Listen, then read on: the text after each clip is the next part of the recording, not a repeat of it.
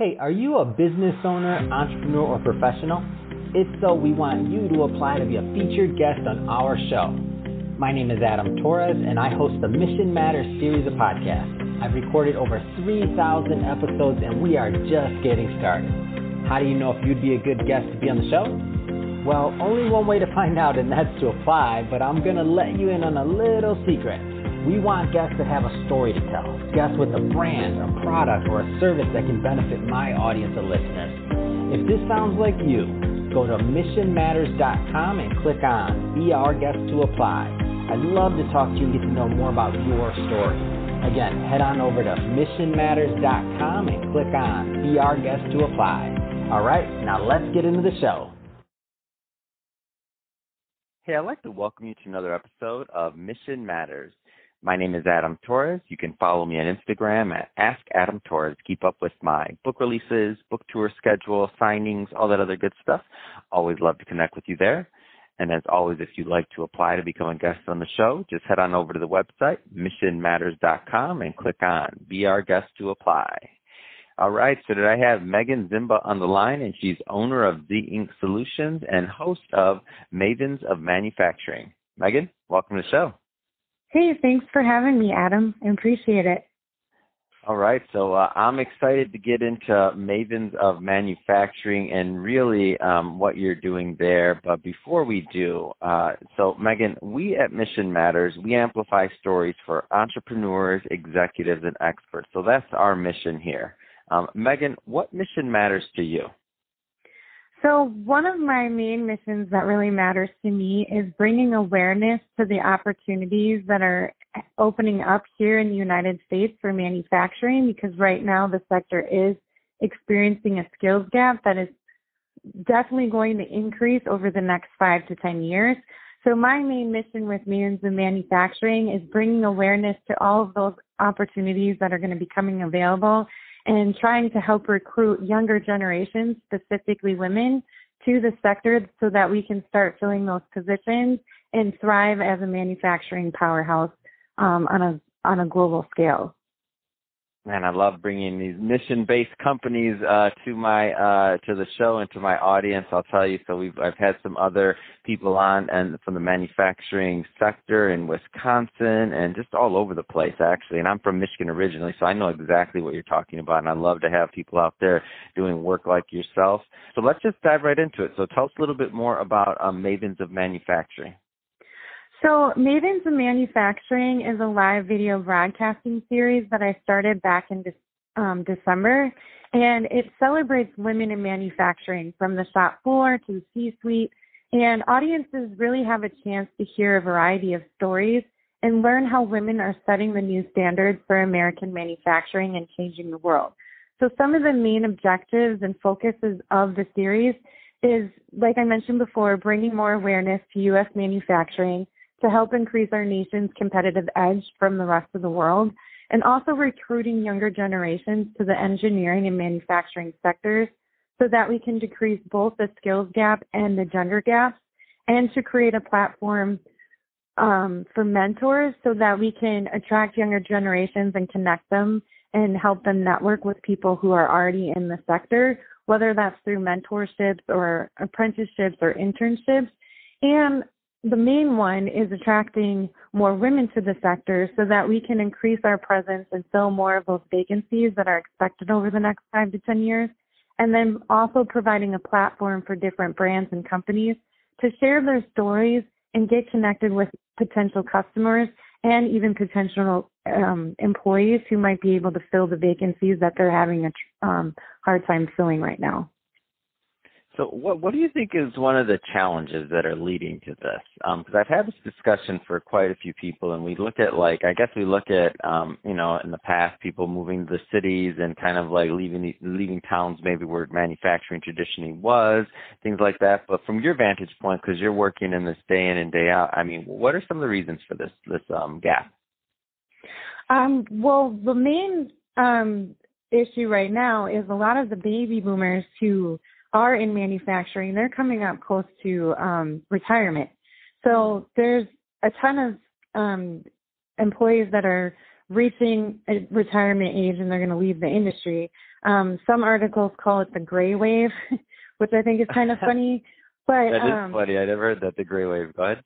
Yeah. So, and then from other conversations that I've had through Mavens, there's a big misconception that manufacturing is either dirty, dark, dull, or dangerous to be in. So a lot of people don't want to enter that kind of work environment. And for some, they might think that, hey, there's not opportunities for me to, grow in a leadership position or really to expand.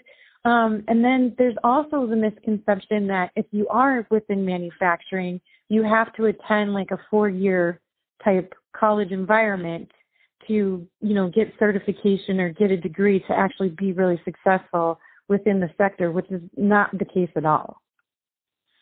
How does brand storytelling, and I know that's one of your specialties, just in your day-to-day work, like how does that relate? And I'll tell you the funny thing that I've always thought. I'm like, if we can just make manufacturing Instagrammable, then we'll be fine. Like, cause then all the millennials, us millennials, would be like, oh, this is actually pretty cool. They just can make it Instagrammable. I know it's more complicated than that. I don't want to oversimplify, but that's in my head. I'm like, Hollywood spent all this time showing that like factories are supposed to be this, like you said, dark, dirty, whatever. And now there's so much robotics and there's so many things, and it's just so cool now, in my opinion. Yeah. That's my bias.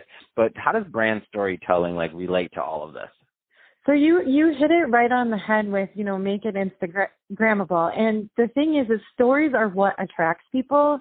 If you have a good story that really connects to a person on the human level, it's about building that trust and making them excited about what makes you excited. So with brand storytelling, a lot of manufacturers are used to doing that outbound type of marketing where they're, setting up cold calls or creating ads that, might be seen in print or digital areas. But with inbound marketing, what you're actually doing is creating a human-to-human connection with who your audience is. And it's important to be authentic. It's important to be transparent. It's important to show your vulnerabilities, because if your customers don't trust you, they're not going to purchase from you. So you really need to think about remarketing your brand to have it hit all of those emotional cues. And you have to show, your audience, hey, I'm human too, but here's what we're doing to provide value to some of your pain points. And manufacturers that are doing that are actually becoming more successful. So some of the companies that I've already talked to, they're re-strategizing some of their ideas and actually incorporating TikTok. They're incorporating Snapchat, and even more and more manufacturers are starting to get on Instagram. So you're starting to see their story from the shop floor to some of their office operations, and you get that inside scoop of who they are, and they're showing that they're human just like the rest of us, and that's really helping consumers trusting them and what they do and wanting to buy from them and be lifelong customers of theirs. Man, I love it. They need you, Meaghan. I love it. Like brand storytelling in manufacturing. If we go back, in 10 years, we wouldn't be having this discussion. The manufacturer would be like, what? Yeah. But now that like you said, there's a need. Like even if you want to attract employees, if you want to attract your staff, people they need to know and feel like what you're doing is cool. And when you said TikTok for manufacturing, I'm like, man, my TikTok is not that good, but I don't have manufacturing. I'm just this guy in front of a studio all day, whatever. Like, I don't think it's that good. And but manufacturing or all these other things, I'm like, now this is cool. Like, show the robots, show what you're doing, show the story, show what your history, show the founders. I mean, show how this came about, what you've done in the town, what you do in the community. Because so many manufacturers are like pillars of the community, but they have to show it. Like, you can't just do it anymore. You have to show. Yeah, and that's the thing is people really like short bits of information, and TikTok's a really good avenue for that because it's short videos, right? So you can make like 10 to 15 small short videos and do it in a fun, entertaining, engaging way. And, storytelling is even more important now with the skills gap that's coming up because, you want to be able to show that you're a fun work culture to be a part of. And employees aren't going to go to companies where, they don't think it's going to provide value. Like with all of these younger generations, one of the things that's top of mind is they're into providing value. They want to know that they're doing something that's helping other people out. And if you're not showing that you're one of those companies, then they're going to pass you up and they're not going to even consider, coming in and filling some of those vacancies that are open. So it's really important that, manufacturers showcase what value they're providing to their communities and making sure that, hey, this is the value that we're providing. We're a great work culture. And even now with all of the digital stuff that's coming up, there's even more opportunities for people to join manufacturing because it's not just those typical, welding positions or CNC positions. You mentioned robotics. So they're going to need programmers. They're going to need coders. They're going to need maintenance people to fix those robotics. So there's a plethora of things opening up, and it's bringing awareness to those opportunities. And that's one of the reasons why I wanted to create Mavens, because I feel like we need to change the way we're recruiting for manufacturing and changing the way we're talking about it so that parents, when their students are going through high school, middle school, elementary school, and thinking about college, parents can understand that, yeah, I don't have to save all this money to set my kid up for a 4-year plan to go to some major university. They can do like a tech school or vocational school and get paid while doing hands-on experience. And then after they're done with their apprenticeship or internship, they're all ready for working, and they have that experience. No, that's great. And one quick thing I'll throw out there is you mentioned the welding position. Well, I had on somebody who actually has a pretty big company in central Wisconsin, and this is a little bit of knowledge for me that I learned. Welding positions are different. It's robotics, and he told a story on there about a company the Central Wisconsin something, I can't remember the name of it, but they put together a regional program to teach kids welding, like all the way starting in, obviously they're not using the welder at this age, but like in middle school and that going all the way through college. And he told a story. He says, our best welder, it's a woman, and she's probably all of like 5'2", and she weighs all of 100 pounds, and she's amazing, and she kills all the guys, and she's laughing, and they're telling this story on the show, and I'm like, wow. Like Hollywood did a number on us, like welding, these other positions, these other things. Yeah. It's a whole different world now of manufacturing, which is exciting to me because it's just providing opportunity, and it's not like everybody would think. And with you doing stories, helping people with brand telling and other things like that, I just I feel good about the direction that manufacturing will be heading overall, because I do see this shift. So that being said, Meaghan, first off, it's been a pleasure having you on the show today. I do have to ask, so if somebody wants to learn more about what you're doing over at, of course, two things. Number one, of course, if they want to follow Mavens of Manufacturing, like how do they get involved with that content? And then also, I do know that you're helping people in the manufacturing realm with things like copywriting and otherwise. I mean, how do people connect with your brand overall? So the best way to connect with me is to look me up on LinkedIn.